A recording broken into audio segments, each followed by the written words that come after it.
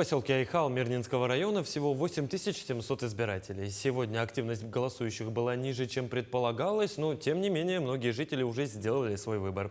Среди них сегодня впервые в свой день рождения проголосовал студент третьего курса Павел Крылышкин. Имениннику в день голосования администрация поселка вручила памятные подарки.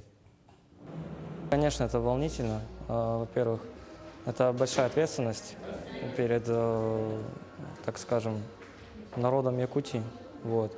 И, по моему мнению, каждый человек по всей России, когда идут выборы, должен проголосовать. Вот. От этого зависит наше будущее.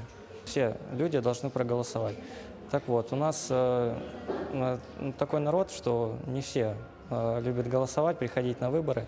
Вот. И все же это будущее нашей страны, нашей Родины. Вот. И от этого зависит все дальнейшее.